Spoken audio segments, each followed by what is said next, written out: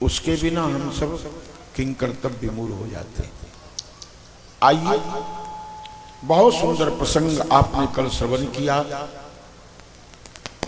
भगवान श्री शिव जी का विवाह होता है, परम आनंद हुआ। विवाह के बाद भगवान शिव एक बार बट वृक्ष के नीचे विराजमान है। गोस्वामी तुलसीदास जी ने आज भगवान शिव को मृगछाला नहीं पहराया है, मुनि लिखा हुआ है कि भगवान शिव बटवृक्ष के नीचे विराजमान है और मुनि वस्त्र, बलकल वस्त्र, जो वस्त्र भगवान श्री राम ने बनस्त जाते हुए धारण किया था, वही वस्त्र भगवान शिव परिधान पहन करके बट वृक्ष के नीचे विराजमान है। पार्वती ने दूर से देखा, प्रसन्न मुद्रा में देख करके उनके मन में हर्ष हुआ और उन्होंने सोचा कि आज भल अवसर, शुभ अवसर है, आज मैं प्रश्न करूंगी तो मुझे राम कथा श्रवण करने को अवश्य मिलेगा। ऐसे विचार करके पार्वती भल अवसर जानी, गई सम्मुख ही मात भवानी।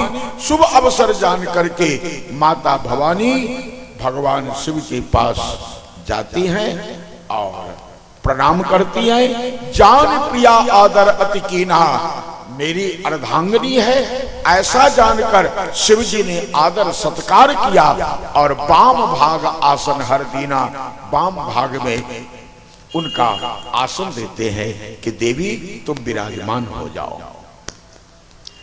पार्वती विराजमान हो गई। विराजमान होने के बाद पार्वती ने पूछा, शिव जी, जिसके घर में कल्प वृक्ष हो वह व्यक्ति कंगाल कभी बना रह जा सकता है? शंकर जी हंसने लगे, बोले तुम सत्य कहती हो, जिसके घर में कल्प वृक्ष हो और वो फिर कंगाल बना रहे, ये तो असंभव है। तो बोले मेरे साथ यही परिस्थिति है, क्या कि आप कल्प वृक्ष हैं और मैं कंगाल हूं। भगवान शिव ने कहा, किस विषय में तुम कंगाल हो ये तो बताओ। तो उन्होंने कहा कि राम कथा रूपी संपत्ति आप में भरी है, लेकिन मैं राम कथा रूपी धन से रहित हूं। हमें और कोई धन नहीं चाहिए। अगर भौतिक धन चाहना होती तो उसके लिए तो मेरा नाम ही अन्नपूर्णा है। ध्यान देना, पार्वती का एक नाम क्या है? अन्नपूर्णा। अन्नपूर्णे सदापूर्णे शंकर प्राण बल्लभे ज्ञान वैराग सिद्धर्थम भिक्षाम देहिं च पार्वती। माता पार्वती का श्लोक है कि आप अन्नपूर्णा हैं, सबके इच्छाओं को पूर्ण करने वाली, सदा पूर्ण, शंकर प्राण बल्लभे, आप शिव जी के प्राण बल्लभा हैं। ज्ञान वैराग्य आदि की सिद्धियां आपकी कृपा से प्राप्त होती है, इसलिए भिक्षाम देहिं च पार्वती, आप मुझे भिक्षा दें। तो आपके पास भौतिक धन की कमी तो नहीं है, लेकिन आज आपने जो प्रश्न किया है, मैं इस प्रश्न से अति प्रसन्न हूं। आप क्या जानना चाहते हैं? बोले मुझे वह धन चाहिए जो आध्यात्मिक धन है, मुझे राम कथा रूपी धन चाहिए और आप कल्प वृक्ष हैं। प्रेमियों, भगवान शिव ने कहा, देवी राम कथा कल्प वृक्ष नहीं, ये कामधेनु गाय है। राम कथा कलि कामद गाई, सुजन सजीवन मूरी सुहाई। राम कथा तो कामधेनु गाय है। पार्वती ने कहा कैसे? बोले कल्प वृक्ष में दोष भी है, गुण है तो दोष भी है, कामधेनु गाय में दोष नहीं। आप कहोगे कैसे? तो ध्यान दीजिए, एक व्यक्ति अनायास जा रहा था, जाते जाते जाते वह थकावट आई तो एक वृक्ष के नीचे विश्राम करने लगा। लेकिन उसे पता नहीं था कि ये वृक्ष कोई साधारण वृक्ष नहीं है, ये कल्प वृक्ष है। वो अनजान था, अनजान था। ये भैया क्या हो रहा है, भैया चर्चा क्या हो रहा है, इस कार्यक्रम को हटाइए।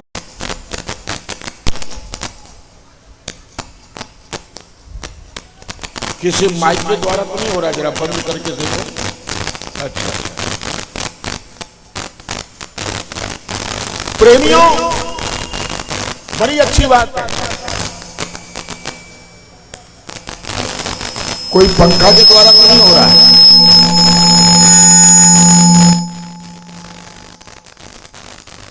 ध्यान दीजिएगा, पलंग आ गया, सुंदर बिछावन आ गया, उसके ऊपर आराम करने लगा।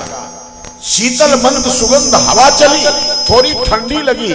उसके मन में आया कि अगर एक सुंदर कम्बल होता तो मैं कम्बल ओढ़ के सोता। कम्बल भी आ गया, ओढ़ भी लिया। कुछ देर के बाद भूख लगी। उसके मन में आया कि सुंदर भोजन मिलता तो कितना आनंद आता। सुंदर भोजन भी आ गया।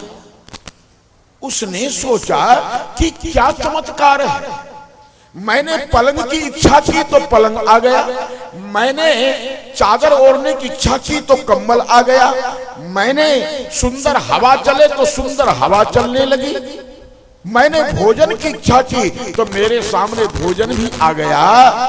ये क्या हो रहा है? उसको अभी तक ये पता नहीं चल रहा है कि मैं किस वृक्ष के नीचे हूं, ये किसका चमत्कार है, उसे पता नहीं। प्रेमियों, भोजन किया, शीतल जल आया, जल पिया। जल पीने के बाद वह सोचा अब थोड़ा और विश्राम करके आगे बढ़ूंगा। लेकिन जैसे विश्राम करने लगा, प्रेमियों, उसके मन में आया कि ये निर्जन वन है, यहां कोई व्यक्ति नहीं है, कहीं शेर आकर के खा लिया तो। शेर आ गया और खा भी गया, मर गया, खत्म हो गया।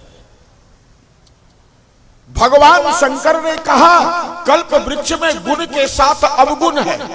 उसने सुंदर कल्पना की तो सुंदर चीज आई, लेकिन जब उसके मन में आया कि शेर खा गया तो शेर आके खा भी गया। बोले कल्प वृक्ष में गुण के साथ अवगुण भी है। गोस्वामी जी ने बड़ा विवेक के साथ प्रमाण दिया कि राम कथा कली कामद गाई। राम कथा तो कामधेनु गाय है, रामायण कामधेनु गाय है। बोले क्यों? बोले कल्प वृक्ष में अवगुण भी है, लेकिन कामधेनु गाय में कोई अवगुण ही नहीं है। कोई अवगुण बता दीजिए, है कोई अवगुण?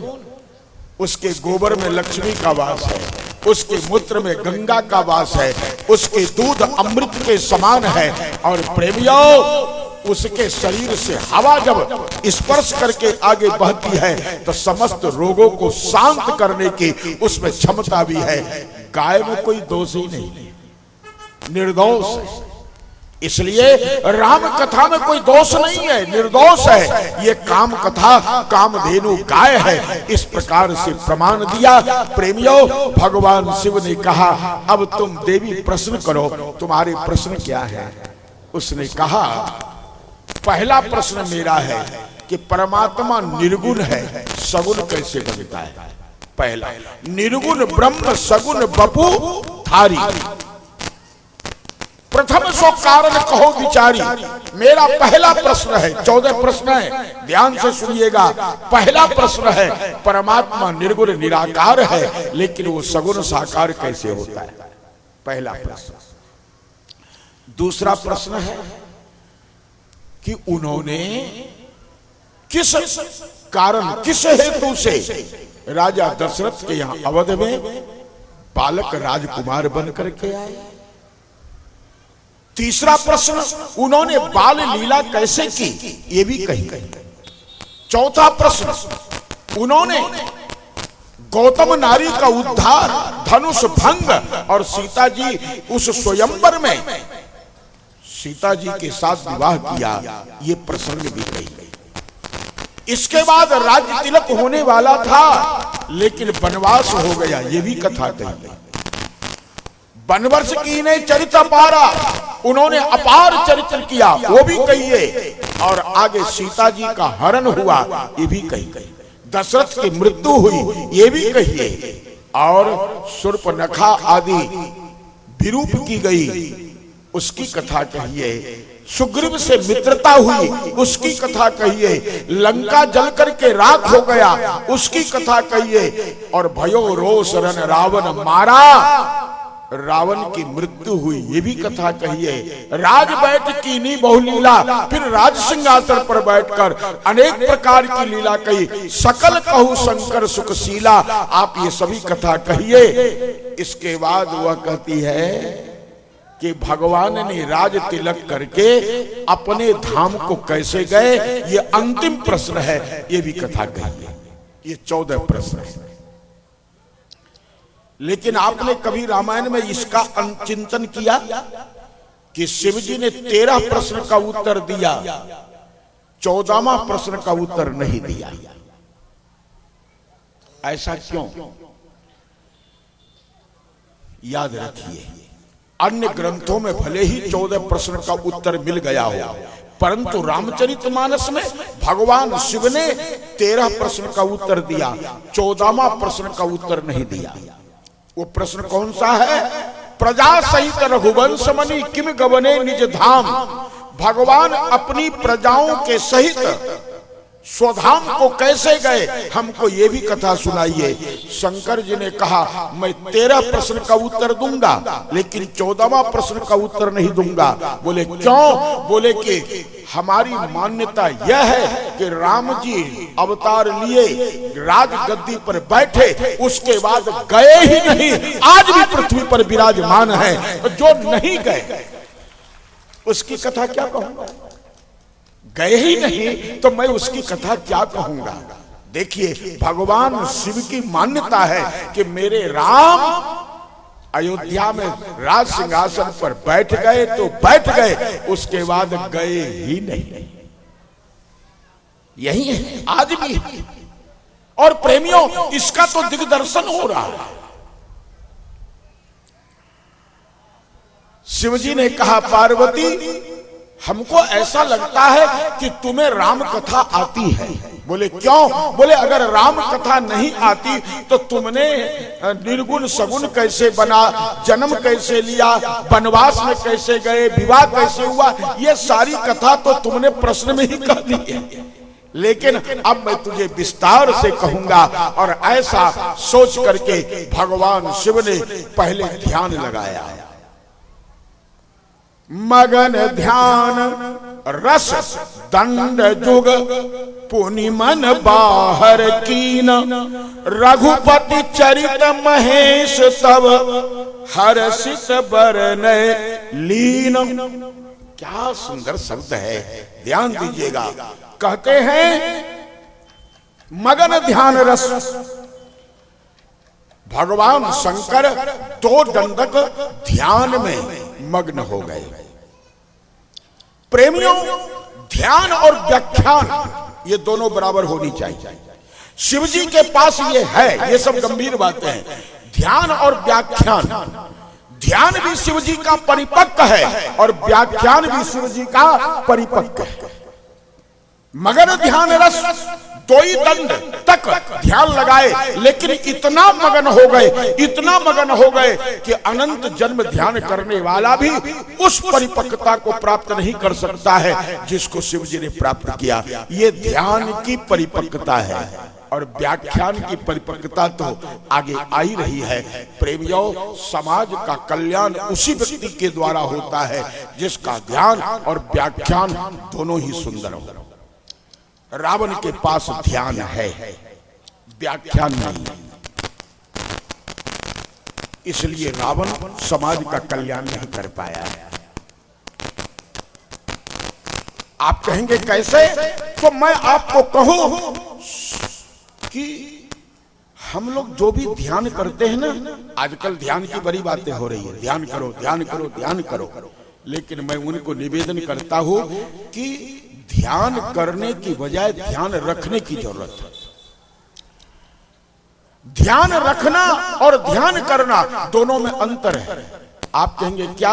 हम आधा घंटा 1 घंटा ध्यान करते हैं, इसके बाद हृदय में परमात्मा दिखाई नहीं देते हैं, संसार दिखाई देता है, क्या क्या हम प्रपंच की बातें करते हैं। लेकिन रावण को देखना कि रावण युद्ध भी करता है, सारा काम भी करता है, लेकिन सीता जी का ध्यान उसके हृदय से कभी जाता ही नहीं, कभी नहीं जाता है। उसकी ध्यान की परिपक्वता, ये तो रावण की बात माननी पड़ेगी, आप क्या कुछ भी कहो। रावण ध्यान रखता है। आप कहोगे कैसे? तो जब युद्ध हो रहा था, भगवान राम रावण के साथ बार बार काट ले गए, समुदाय बार बार बढ़ता जा रहा। त्रिजटा के द्वारा सीता जी को खबर मिला, क्या मिला? कि सीते भगवान राम हजारों बार रावण के मस्तक काट दिए, लेकिन फिर भी उसके मस्तक उसी तरह से बने रहते हैं। सीता जी रोने लगी, कैसे रावण मरेगा? क्या मैं अशोक वाटिका में ही पड़ी रहूंगी जीवन भर? रावण मरता क्यों नहीं है? त्रिजटा ने कहा कि वो क्यों नहीं मर रहा है, इसका बहुत बड़ा कारण है। बोले क्या? बोले कि रावण इसलिए नहीं मर रहा है कि रावण का ध्यान की परिपक्वता है। क्या? बोले उसको कितने भी बाण लगते हैं, लेकिन सीता जी से उसका ध्यान हटता ही नहीं। ये उसके ध्यान की परिपक्वता देखिए। ध्यान उनसे ही कहते प्रेमियों कि आप भोजन करते हो, गाड़ी चलाते हो, आप कोई भी काम करते हो, किसी से बात करते हो, कुछ भी कर रहे हो, लेकिन आपका हृदय इष्ट से भरा हुआ रहे, उसी का नाम ध्यान है। हम ध्यान कहां लगा पाते हैं? हम आंख बंद करके आधा घंटा 1 घंटा भगवान का ध्यान करते, लेकिन उसमें भी भगवान मेरे हृदय में नहीं बैठता है, मेरे हृदय में संसार बैठता है। अगर गलत कहो तो आप मुझे क्षमा करना, आप अपने हृदय से पूछिए कि मैं गलत कह रहा हूं कि सही कह रहा हूं।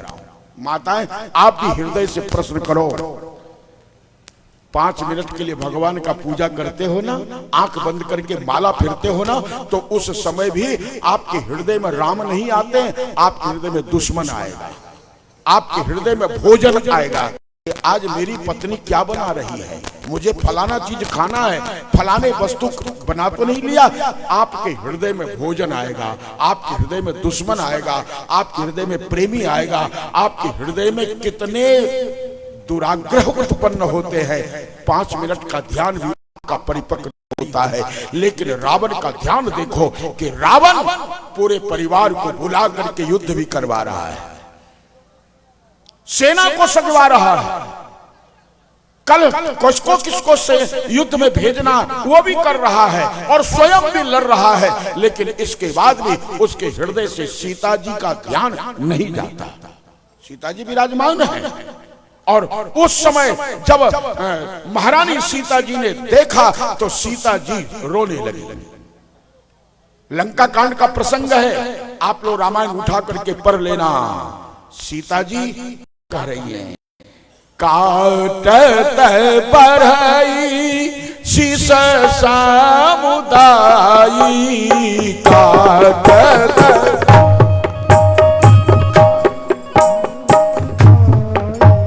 भैया माइक वाले, इस बार आपने क्या कर दिया है? गाने वाले का माइक क्लियर रखिए, आवाज।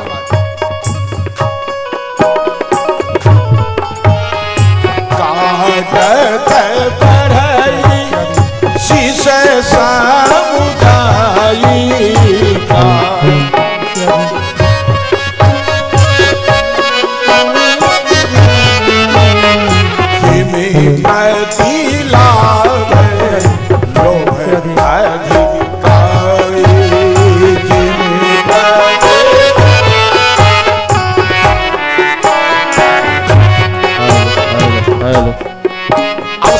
कह रही हैं, रघुपति सरसीर कटई न मरई, रघुपति सरसीर कटई न विधि विपरीत चली।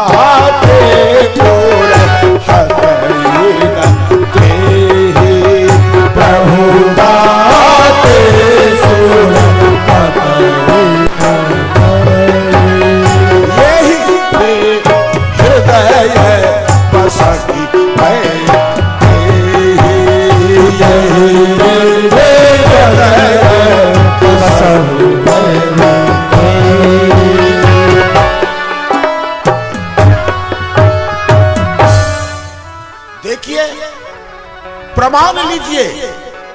मैं तो कहता हूं कि एक चीज रावण से सीख लो, हमें भी सीखना है। क्या?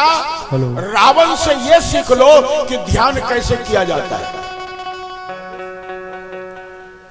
और जो कुछ उसके अंदर हो जाने दो, गोली मारो उसे, लेकिन एक चीज रावण से सीखो कि रावण ध्यान में कितना परिपक्व है। कहते हैं बहुविधि कर विलाप जान की, करी करी सुरति कृपा निधान की। भगवान राम की सुरति करके बहुत प्रकार से सीता जी रो रही है। सीता जी को रोते हुए देखकर त्रिजटा ने कहा, बेटी तू क्यों रो रही है? बोले कि रो नहीं तो क्या करूं? बोले क्यों? बोले कहा त्रिजटा सुन राजकुमारी सुन। बोले क्या? उरसन लागत मरे। रावण नहीं मर रहा है। क्यों नहीं मर रहा है? त्रिजटा ने कहा मैं समझाती हूं।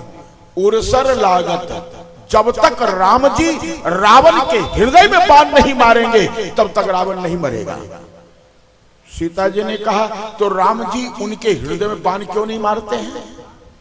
बोले राम जी बाण सर में मारते हैं, सर कट जाता है। राम जी उसके भुजा में बाण मारते, भुजा कटता हो जाता है। राम जी उसके पेट में बाण मारते, राम जी उसके जांग पैर में बाण मारते, लेकिन उसके हृदय में राम जी बाण नहीं मारते। सीता जी ने कहा तो इसका कारण क्या हो सकता है? राम जी रावण के हृदय में बाण क्यों नहीं मारते हैं? तो बोले इसलिए नहीं मारते हैं कि यही के हृदय बसत पैदे ही, ए सीता रावण के हृदय में तुम बसी हुई हो। क्या ध्यान है, हैं? मैं तो कहता हूं कि इस प्रसंग में रावण को प्रणाम करो, धन्य है रावण। कितना रावण युद्ध। आज प्रेमियों जरा सा हमारे घर में कोई विपत्ति आ जाए तो हम भगवान क्या सबको भूल जाते हैं। भूलते कि नहीं भूलते? बोलिए आप। प्रेमियों राम कथा में बैठो तो कुछ ऐसे प्रसंग को सुनो जो आपके जीवन में चार चांद लगा दे। इसलिए मैं कह रहा हूं रावण के प्रेमियों हमारी जरा सा उंगली चाकू से कट जाए तो हम भगवान को भूल करके आ बाप करने लगते हैं। हे गे माय उंगली कट गेलो, ऐसा क्या क्या हम करते हैं। प्रेमियों कितनी बिलाप भगवान को नहीं माई बाप को याद करते हैं। एक जरा सी कांटा गर जाए तो भगवान को भूल जाते हैं। लेकिन जिस रावण का मस्तक कट रहा है, जिस रावण का भुजा कट रहा है, जिस रावण के पैर घायल हो रहे हैं, और वह रावण फिर भी सीता जी को नहीं छोड़ रहा है। बताइए कितनी बड़ी विषम परिस्थिति है रावण के सामने, लेकिन इसके बाद भी वह रावण सीता जी को हृदय में बसा रखा है। त्रिजटा ने कहा भगवान राम उसके हृदय में बाण नहीं मारते। सीता जी ने कहा क्यों? बोले तुम बसी हो।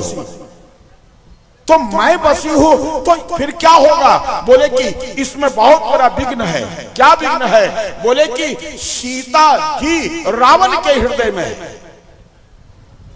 और सीता जी के हृदय में राम है। देखिए त्रिजटा कह रही है क्या? यही के हृदय बस जानकी, जानकी उर्मम बास है, मम बाण लागत हृदय महा सब कर नाश। उठाइए लंका कांड, मैं जो कह रहा हूं इसको समझिए। त्रिजटा ने कहा कि रावण के हृदय में तुम हो, तुम्हारे हृदय में राम है, और राम के पेट में सारा संसार ब्रह्मांड है। अगर कहीं भगवान ने रावण के बाण में मार दिया तो पूरा ब्रह्मांड प्रलय हो जाएगा, कोई नहीं बचेगा, सब मर जाएंगे, कोई नहीं बचेगा। प्रेमियों क्या ध्यान है। मुझे तो ऐसा लगता है कि रावण तू धन्य है कि तूने राम सीता जी को हृदय में बसा लिया, तो सीता जी के साथ राम भी तुम्हारे हृदय में बसे हैं। क्यों? कि सीता जी रावण के हृदय में, और उस सीता जी के हृदय में कौन है? राम। और उस राम के पूरे शरीर में, पेट में सारा संसार है। आप कहोगे कैसे? तो उत्तरकांड में उदर मांझे सोनू अंधज राया, उदर मांझे सोनू जगत राजा बहु ब्रह्मांड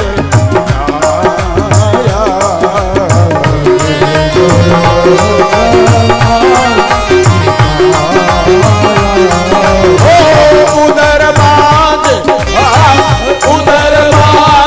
सुनो अंदर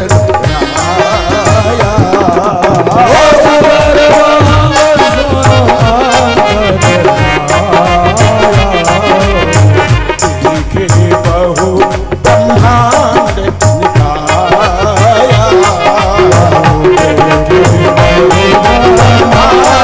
निकाया क्या सुंदर प्रसंग है, ध्यान दीजिएगा। त्रिजटा ने कहा सीते भगवान राम रावण को हृदय में इसलिए बाण नहीं मारते हैं क्यों कि रावण के हृदय में तुम बैठी हो, तुम्हारे हृदय में राम बैठे हैं। राम के पेट में सारा ब्रह्मांड समाहित है। उर्सर लागत मरे हैं, जैसे ही बाण भगवान मारेंगे तो यही के हृदय बस जानकी, जानकी उर्मम वास है। मम बाण लागत भुवन अनेक बाण सब कर नाश है। बोले एक ब्रह्मांड का नाश नहीं होगा, मैं रावण के हृदय में बाण मार दूंगा तो पूरा जितने ब्रह्मांड हैं सबका नाश हो जाएगा। सीता जी ने कहा तो मैं तो उस रावण को धन्यवाद देती हूं। रावण तो धन्य है कि तुमने मेरे को हृदय में इतना दृढ़ता से बसा रखा है कि आदमी की जरा सा उंगली कट जाए, कांटा कर जाए तो वो भगवान को क्या सबको भूल जाता, हाय बाप हाय माय करता है। लेकिन तेरा एक एक गर्दन भगवान काटते फिर भी तेरे हृदय से मैं नहीं जाती हूं, मैं तेरे हृदय में बैठी रहती हूं। रावण तो धन्यवाद का पात्र है, लेकिन तू भक्त है, तूने मुझे अपने हृदय में बसा रखा, लेकिन ये लीला संवरण कब होगा, इसको शांत भी तो करना है। तब त्रिजटा ने कहा कि आप चिंता मत करो, अब मर ही रिपु यही विधि सुनाई, सुंदर तजहि संशय महा। त्रिजटा ने कहा अब रावण मर जाएगा, आप चिंता मत करो। हे सुंदरी अब मैं तुम्हें एक उपाय हो जाएगा। क्या? बोले काटत सिर हो ही बिकल छूट जाए तब ध्यान। बोले भगवान राम एक साथ 10 मस्तक को नहीं काटते हैं, जिसके कारण उसका ध्यान बना रहता है। तो बोले कि अब भगवान राम ने एक दूसरा आयोजन किया है। क्या? बोले मैं 31 बाण एक साथ चढ़ाऊंगा और चढ़ा करके 10 बाण 10 मस्तक को काट देगा, 20 बाण 20 भुजा को काट देगा और एक बाण नाभि के अमृत का शोषण कर लेगा। कितना हो गया? 31 बाण। 10 बाण एक साथ 10 मस्तक को काटेगा, 20 बाण एक साथ 20 भुजा को काटेगा, 30 हो गया और एक बाण उसके नाभि में अमृत है उसका शोषण। ध्यान, तब रावण का ध्यान आपके प्रति जो है वो छूट जाएगा। परिणाम क्या होगा? बोले तब राम ही रावण उर मरी है बाण सुजान। तब भगवान राम रावण के हृदय में बाण मारेंगे और उसकी मृत्यु हो जाएगी। सीता जी ने कहा कि त्रिजटा तुमने बहुत अच्छा उपाय बताया है, तो ये सूचना कौन देगा राम जी को कि ऐसा बाण मारो? ये सूचना कौन देगा? तो उस समय प्रेमियों त्रिजटा ने कहा कि आप रावण के हृदय में हो, आपके हृदय में राम है, तो आप अपने हृदय से राम को कह दो ना कि आप ये उपाय कीजिए। उस समय प्रेमियों महारानी सीता जी ने हृदय में बसे हुए राम को उपाय बताया। त्रिजटा के राम छारे सर 31 रघुनायक सायक चले मानो। मैं ध्यान की बात कर रहा था। आज के लोगों को ध्यान करना सीखना है तो रामचरितमानस का रावण का प्रसंग सुन लो। ये जो मैंने 4 चौपाइयां और एक छंद बोला है, एक दोहा बोला है, इसको याद कर लो, आपको ध्यान करना आ जाएगा, रावण से सीख मिल जाएगा। हमारी ध्यान परिपक्व नहीं है, रावण का ध्यान परिपक्व था। क्यों कि वो चेला किसका है? चेला किसका है? शंकर जी का चेला है। और शंकर जी कौन है? मगन ध्यान रस दंड जुग पुनिमन बाहर कीन रघुपति चरित महेश तब हर्षित बरनए लीन। मगन ध्यान रस, शंकर जी ध्यान में मग्न रहते हैं। इसलिए प्रेमियों, ध्यान और व्याख्यान ये दोनों में कौन है निपुण? भगवान शंकर हैं। 2 दंड तक उन्होंने ध्यान किया और इसके बाद पुनिमन बाहर की, जो अंतःकरण में मन गया था उन्होंने उनको बाहर किया। और रघुपति चरित महेश तब हर्षित बरनए लीन। भगवान के चरित्र का हर्ष के साथ अब वर्णन करते हैं। वर्णन के पहले उन्होंने भगवान को प्रणाम किया। क्या? बंदो बाल रूप सोई राम, बंदो बाल रूप सोई राम, सब सिद्ध सुलभ जपत जी सुनाम, सब सिद्ध जपत जी राम। मंगल भवन अमंगल हारी, मंगल भवन अमंगल हारी, सबहु सुख दशरथ अजीर बिहारी, सबहु सुख दशरथ अजीर बिहारी, झूठे सत्य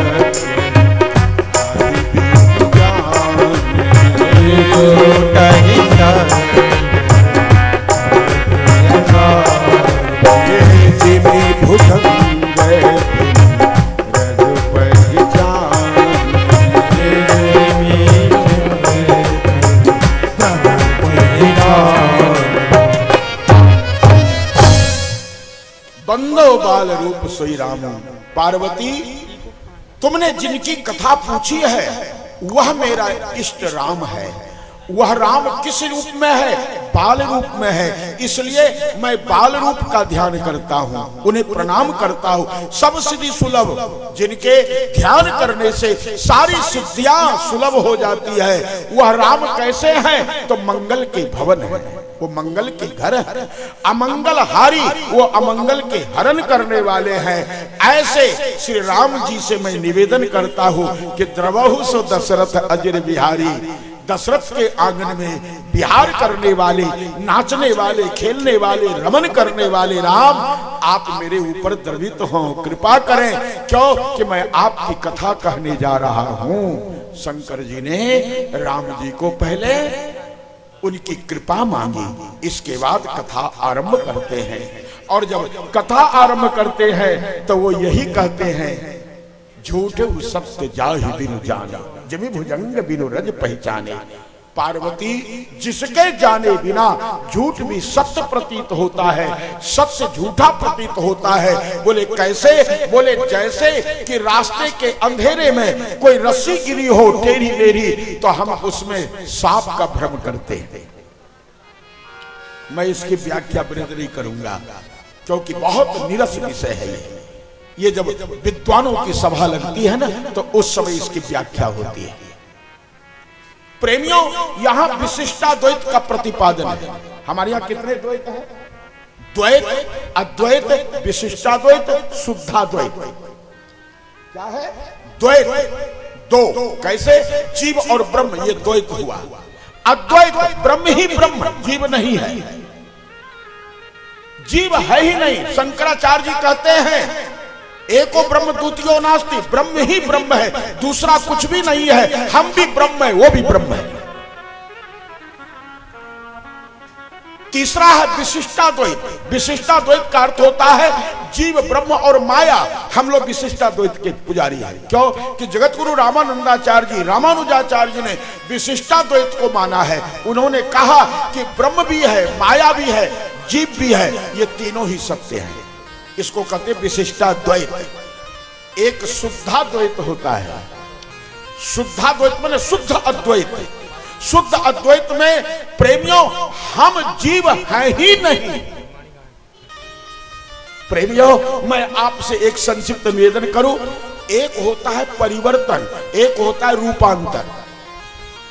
परिवर्तन और रूपांतर में अंतर क्या है मैं सरलता में आ जाऊंगा, लेकिन 2 मिनट सुन लो। परिवर्तन उसे कहा जाता है कि जो परिवर्तन तो हुआ लेकिन मूल रूप में पुनः आ जाए, उसको परिवर्तन कहते हैं। आप कहोगे कैसे? जैसे कि आपने जल फ्रिज में रख दिया, ऊपर फ्रीजर होता है, फ्रीजर में रख दिया। आपने जैसे ही फ्रीजर में रखा, आधा घंटा 1 घंटे बाद निकालोगे तो वो जल का परिवर्तन हो गया। क्या? वो बर्फ बन गया। जब उसको आप निकालते हो तो गोल कटोरी में रखोगे तो गोल दिखेगा, चौकोन में रखोगे तो चौकोन दिखेगा, लंबे पात्र में रखोगे तो लंबा दिखेगा। उसको अगर कोई और डिजाइन से रखोगे तो उसके डिजाइन दिखेंगे। इसको कहते हैं परिवर्तन। ये परिवर्तन है। इसको कहते हैं जैसे गाय है, गाय से दूध निकल गया, गाय दूध बनकर के आ गई, अब वो दूध गाय नहीं बन सकता है। बनेगा कोई हालत में? ये रूपांतर।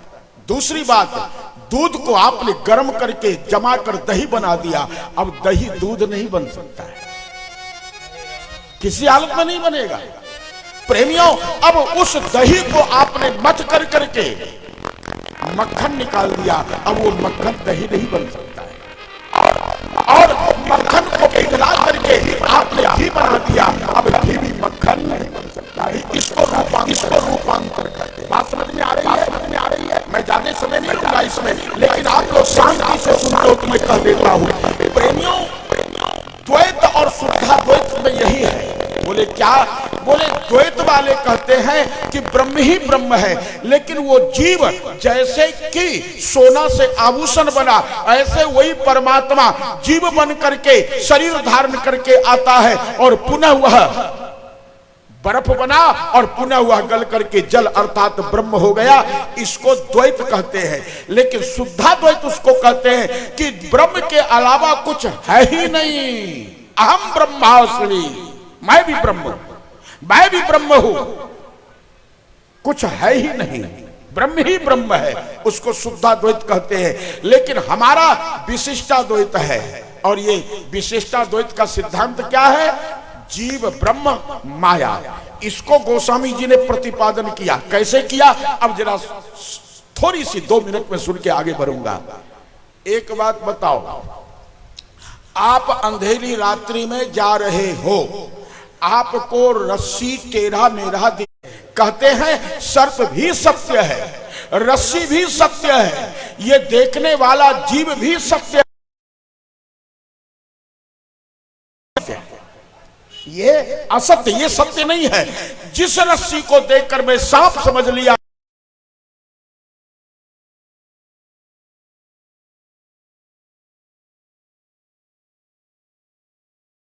ब्रह्म भी सत्य है। लेकिन जिस माया की सृष्टि संसार को मैंने सत्य मान लिया, यही रस्सी में सांप का भ्रम हो गया। समझ में आ गई बात की नहीं? बिल्कुल सरल भाषा में कह रहा हूं। हमने जैसे रस्सी में सांप को देखा, ये भ्रम हो गया, उसी तरह हमने संसार को ही परमात्मा मान करके, सत्य मान करके, और इसी के रच पच गए, इसी में ब्रह्म को भूल गए। प्रेमियों यही भ्रम है। हम डर जाते हैं रस्सी में भी, लेकिन जब टार्च लेते हैं, प्रकाश लेते हैं, और जब मैं उस रस्सी को परख लेता हूं कि नहीं नहीं सांप नहीं है, ये तो रस्सी है, मैं झूठा ही भयभीत हो गया था। अब आप उसके ऊपर पैर भी रख लो, उठा भी लो, आप निर्भय हो जाते हो। क्यों? कि सांप का भ्रम समाप्त हो गया। इसी तरह प्रेमियों, ये संसार असत्य, संसार की सारी वस्तुएं असत्य है, सत्य नहीं है, लेकिन हमने इसको सांप की तरह संसार की वस्तु रूपी रस्सी में परमात्मा रूपी सर्प को मान लिया है। ये हमारे जीवन में भ्रम आ गया। लेकिन ये भ्रम कैसे मिटेगा? बोले जही जाने जग जाए, जही जाने जही जागे जथा सोपन भ्रम जाई, जागे जथा सोपन भ्रम जाई। जो जान जाता है संसार उसके लिए हेरा जाता है। हेरा मैंने खो जाना। कैसे?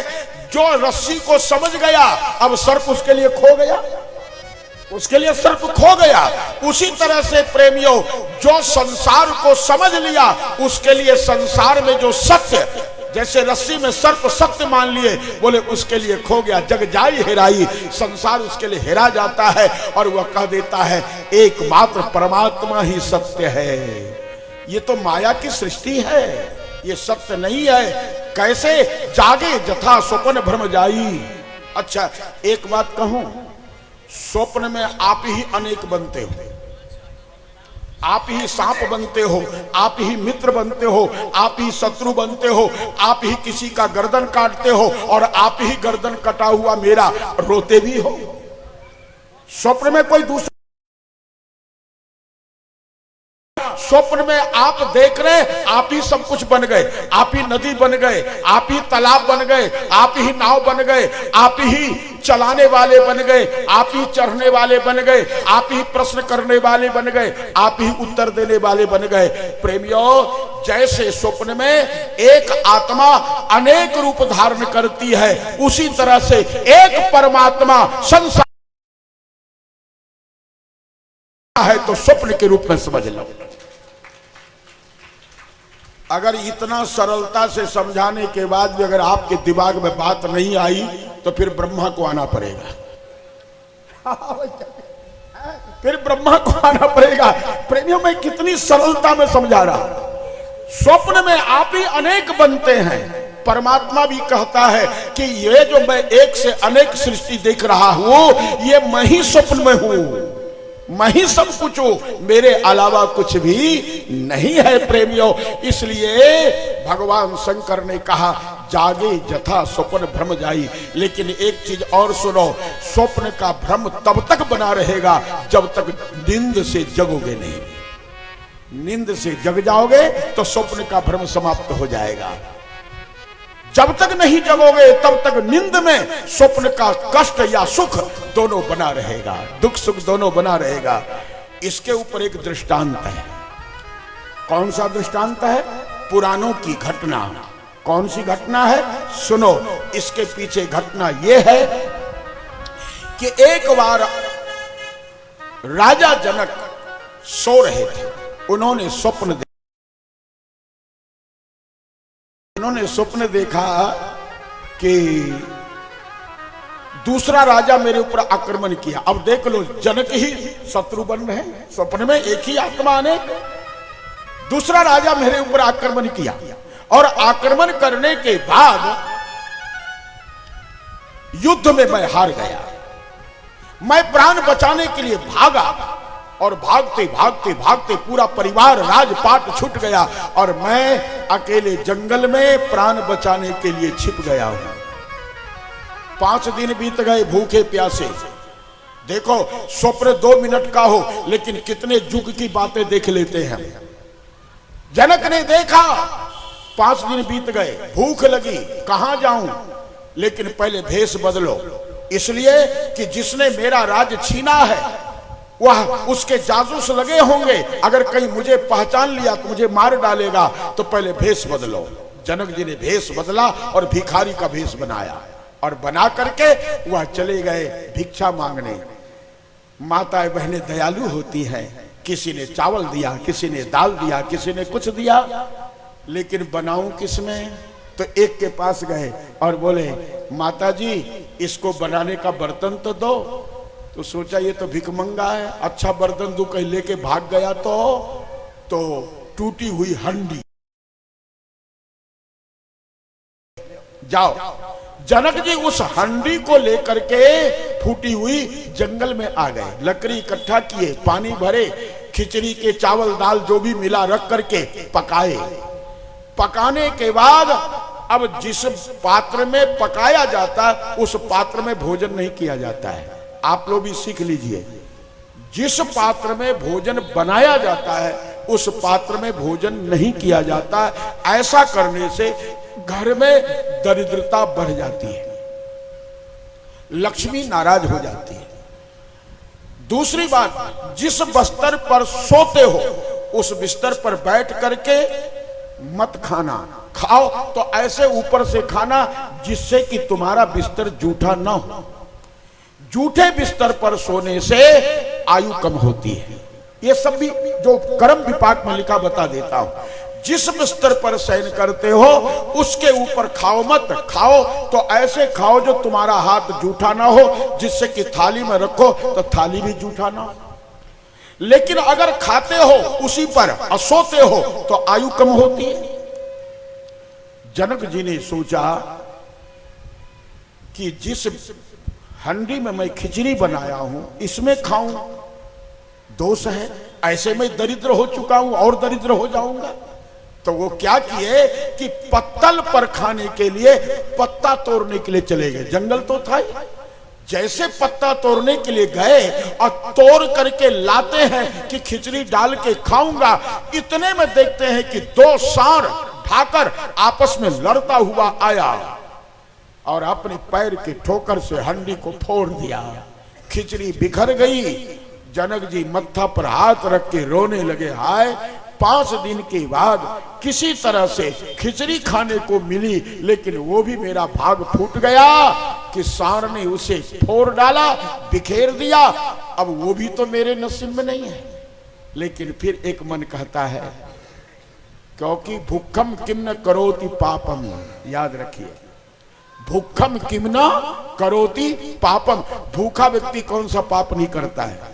और कबीर साहब ने तो एक दोहा ऐसा गजब लिख दिया, सुनो, नहीं कुछ देखा ध्यान ज्ञान में, नहीं कुछ देखा ध्यान ज्ञान में, और नहीं कुछ देखा पोथी में, कहे कबीर सुनो भाई साधु, सब कुछ देखा रोटी में, रोटी में। प्रेमियों, हमको एक दिन भोजन नहीं दोगे तो दूसरे दिन हम व्यास गद्दी पे ही नहीं आएंगे। कैसे आएंगे? क्योंकि ध्यान ज्ञान पोथी में नहीं, जो कुछ है रोटी में है। प्रेमियों, जनक जी महाराज चिंतित हो गए। फिर उनके मन में आया, चलो कोई बात नहीं, मिट्टी में खिचड़ी मिल गई, सांड के पैर से बर्बाद हुआ, लेकिन फिर भी हम उसको भी खा लेंगे क्योंकि भूखे हैं। जैसे प्रेमियों मिट्टी से सने हुए खिचड़ी को उन्होंने उठाने के लिए तैयार होकर और हाथ में लेकर के सनी हुई मिट्टी से खिचड़ी खाने के लिए मुंह में डालने को तैयार हुए, नींद खुल गई। नींद खुलते ही प्रेमियों उन्होंने देखा राजमहल में सो रहा, मेरी पत्नी बगल में सो रही है, मेरे नौकर चाकर सभी सेवा में लगे हुए हैं, राजपाट सब सुरक्षित है, लेकिन चिंता किसको नहीं, चिंता सांपिनी को नहीं खाया, अको जग जाहि न व्यापी माया। चिंता रूपी सर्प रूपी सांप अब खा रहा है। क्या कहीं स्वप्न सत्य ना हो जाए, स्वप्न सत्य न हो जाए, जो स्वप्न में कष्ट उठाया वो वर्तमान में ना उठाना पड़े। चिंतित हो गए और उस समय प्रेमियों समाधान के लिए उन्होंने सारे विद्वान को बुलाया। राज दरबार विद्वानों से खचाखच भरा है। जनक जी ने हाथ जोड़ के कहा, विद्वानों, मैं आपको वार्षिक वृत्ति देता हूं, आपके मन चाहे वस्तुओं को भी इच्छा अनुकूल प्रदान करता हूं। आज मेरे जीवन में समस्या आई, उसका समाधान करना होगा। सबने कहा क्या? उन्होंने कहा, मैंने जो स्वप्न देखा है वो स्वप्न सत्य है या मैं अभी जो राज्य भोग रहा हूं ये सत्य है? दो में से सत्य कौन है? सारे विद्वान कानाफूसी करने लगे कि कह दो कि स्वप्न असत्य है, कहीं सत्य हो गया तो स्वप्न के अनुकूल घटना घट गई तो, और कहीं कह दूं कि नहीं स्वप्न झूठा है, ऐसे आते रहता है, ये कह दूं कि स्वप्न सत्य है और कहीं घटना नहीं घटी तो, दोनों में हम गए। स्वप्न सत्य कह दूं और नहीं घटी तो चले गए, स्वप्न असत्य घट गई तो चले गए, मैं करूं तो क्या करूं। और एक बात याद रखना, कभी कभी स्वप्न सत्य होता है। आप कहोगे कैसे, तो गुरु महाराज मेरे साथ थे और एक जगह कथा बांचने गए, इधर मुजफ्फरपुर जिला में। बहुत मैं छोटा था उस समय, मैं कथा 2-5 मिनट केवल बैठ के बांचता था, गुरुजी बांचते थे। लेकिन वहां के लोग इतने कंजूस निकले कि विदाई 1 नया नहीं दिए। महाराज जी को किराया भी घर से लगा दिया नहीं। तो प्रेमियों, महाराज जी और हम दोनों चले, ट्रेन में बैठ गए बिना टिकट के। और प्रेमियों, वह ट्रेन जब मुजफ्फरपुर से चली और बरौनी आने की हुई तो महाराज जी ने स्वप्न देखा कि मेरे सीट के नीचे सोने की अंगूठी पड़ी है। महाराज जी कहते रहे जरा सीट, ये प्रत्यक्ष बता रहा, प्रत्यक्ष महाराज जी ने स्वप्न देखा और हमको जगा के कहा कि बेटा, और हो जाता है, वो विशेष कृपा है। लेकिन अब आगे सुनो, सारे राजा जब प्रश्न का उत्तर नहीं दे, अष्टावक्र जी सुबह जैसे सो करके उठे तो उनका नियम था क्या, प्रातः काल उठ के रघुनाथा, मात पिता गुरु नावही माथा प्रणाम करते थे। वह माता को प्रणाम करके जैसे पिता को प्रणाम करने के लिए गए तो खटिया सुनी है। अष्टावक्र जी ने तुरंत माँ माँ आवाज लगाई। माँ ने पूछा क्या है, बोले पिताजी नहीं है, मैं प्रणाम करने आया, बिस्तर खाली है। तब माँ ने कहा बेटा, राजा जनक के दरबार में कोई राजा ने प्रश्न किया, उसका उत्तर नहीं देने के कारण तुम्हारे पिता समेत सभी विद्वान जेल में बंद हैं। अष्टावक्र ने कहा मां, तो मैं संकल्प करता हूं कि पानी तभी पीऊंगा जब पिता सहित समस्त विद्वानों को जेल से, बंधन से मुक्त कर दूंगा, नहीं तो मैं पानी नहीं पीऊंगा। मां ने कहा बेटा तू क्या कर रहा है, बड़े बड़े विद्वान जब प्रश्न, 10 साल का लड़का है, तू क्या उत्तर देगा, और तू भी जेल में चला जाएगा, क्योंकि जो उत्तर नहीं देता जेल मिल जाता है। एक तो तेरी मां पति के बिना दुखी है और बेटा भी चला जाएगा तो मां की और दुर्दशा होगी। मत जा बेटा। बोले नहीं मैं जाऊंगा, जरूर जाऊं, मुझे विश्वास है कि राजा जनक के प्रश्न दूंगा और सारे पिता से मुक्त हो जाएंगे। बोले तेरे शरीर को ये देखता है ना,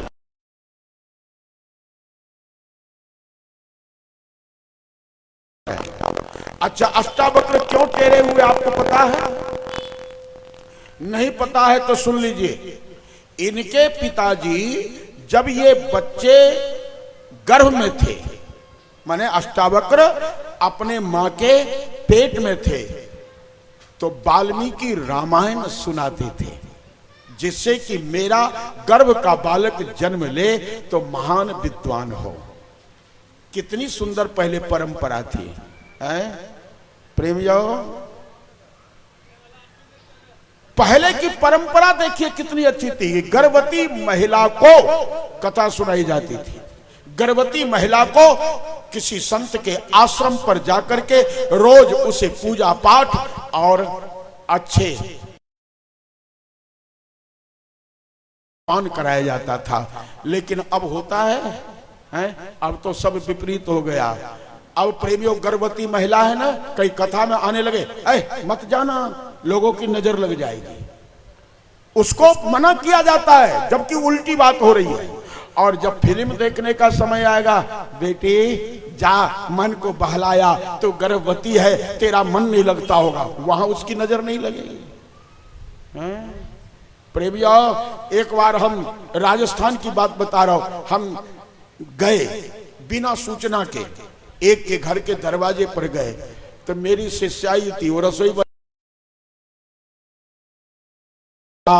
उसे पार है मिलने को दिल बेकरार है, सागर मेरा उसे पार है।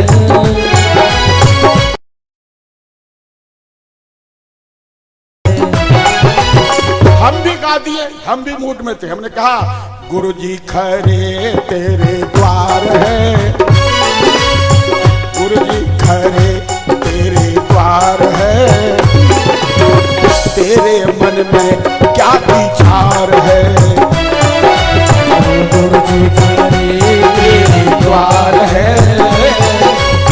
मन में तेरा क्या विचार है। जैसे वो हमारी बात सुनी घबरा गई। गुरु कि अब बिना सूचना के आ गया हूं, क्योंकि परीक्षा लेने वाला सूचना देके थोड़ी आता है, वो तो बिना सूचना का आता है। तो महाराज आपने सुन लिया? बोले हम सुने तभी तो हमने बदल के गाना गाया, अगर नहीं सुनते तो कहां से गाते। फिर मैंने उसके पेट पर निगाह दिया, वो बेचारी गर्भवती थी। मैंने कहा देवी तू गर्भवती है और भोजन बनाते समय ऐसे गाना गा रही है, तेरे बच्चे पर क्या असर पड़ेगा? महाराज जी गलती। हमने कहा खबरदार, अगर तू मेरी शिष्या है और मेरे आज्ञा का पालन करना चाहती है तो मैं कहूंगा कि जब तक बच्चे का जन्म ना हो जाए तब तक रामायण गीता भागवत पर हो।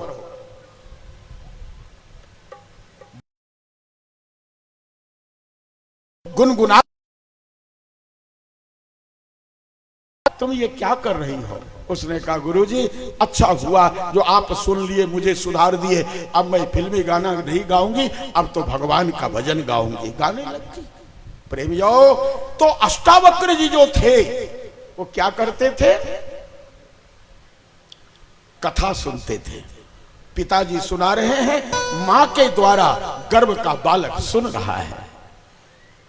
9 महीने के अंदर उन्होंने कई बार वाल्मीकि रामायण को सुना दिया, कई बार।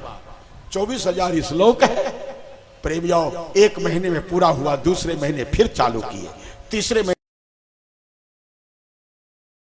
बालक जब 8वां महीना पार करके 9वां महीना में आया, अष्टावक्र जी 8वीं बार ये रामायण वाल्मीकि सुना रहे हैं।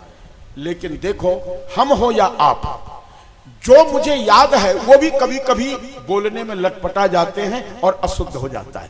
होता कि नहीं होता है? कई चौपाइयां हमें याद है, फिर भी बोलते वक्त में लटपटा जाते हैं, अशुद्ध हो जाता है। एक श्लोक में श्रवण करके याद कर लिया था। उसने कहा ये श्लोक आपने अशुद्ध बोला है। पिता को क्रोध आ गया कि अभी तो गर्भ के अंदर है, मेरी गलतियां देखने लग गया, बाहर निकलेगा तो पग पर मेरी गलती देखेगा। सहन शक्ति से बाहर आ गए, क्रोध आ गया, ऊर्जा ने विस्फोट किया और उनको क्रोध में श्राप उनके मुख से निकल गया। क्या? तेरे बने रह गए। मां ने कहा कि तू जाएगा, उपहास का पात्र बनेगा, इसलिए मत। उनसे प्रश्न हो रहा है लेकिन वो भी असमंजस में पड़े हुए हैं। इतने में अष्टावक्र जी जैसे वहां पहुंचे, अष्टावक्र जी को देखते ही जनक जी को हंसी आ गई, प्रजाओं को हंसी, माने जितने वहां थे सब हंसने लगे। अष्टावक्र जी ने कहा कि तुम लोग हमको देख करके हंसो तो क्या हम ही अभागा हैं जो रोएंगे? हम भी हंसेंगे। और तेरा मेरा व्यक्ति जब लगता विचित्र हो जाती है, उसका स्वरूप और विचित्र होता है। अष्टावक्र जी हंसे तो और भी स्वरूप विचित्र हो गया, जिससे कि लोगों को इतनी हंसी आई कि लोग तू हंस दिया। लेकिन मैं आपसे पूछता हूं कि पहले कौन हंसा?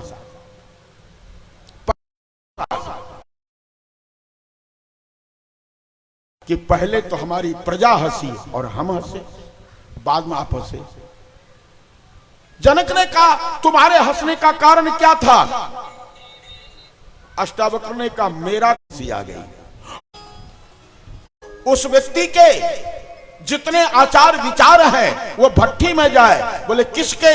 बोले वो कितना भी ऊंचे जाति का हो, कितना भी ऊंचा कर्मकांडी हो, लेकिन अगर उसके जिह्वा पर राम नहीं बसे हैं, राम के प्रति प्यार नहीं है, तो वो चमार 7वें स्कंद में स्तुति के दरमियान कहा है,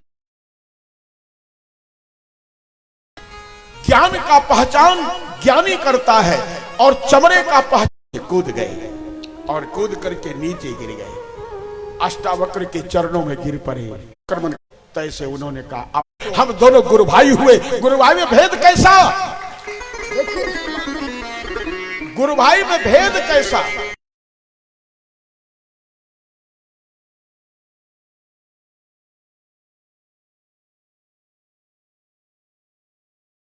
भगवान लाल आए थे ना, वो भी अग्रवाल मारवाड़ी है, वो वहीं पर थे। उन्होंने गोपाल दास जी का पैर पकड़ लिया। गोपाल दास, आज मैं तुझे समझ। उसी दिन ये चौपाई मुख से निकली, भगतिवंत अति नीच हो प्राणी, भगतिवंत अति नीच हो प्राणी, भगतिवंत अति नीच हो प्राणी, भगतिवंत अति नीच हो प्राणी, असीम पानी, असीम पानी। प्रेमियों, मैंने कहा गोपाल दास जी, गर्ग साहब, हम भी इतना सरल नहीं हो पाए साधु बनने के बाद भी, लेकिन आप अपनी पंक्ति में बैठा करके उनको और सब, मैं भी आपके ही पंक्ति में बैठ के भोजन करूंगा। हम बैठ गए, भगवान लाल जी अग्रवाल जो भोपाल रहते वो बैठ गए, सब बैठ करके प्रसादी पाए। लगा कि मैं तो मूर्ख बन गया, मुझे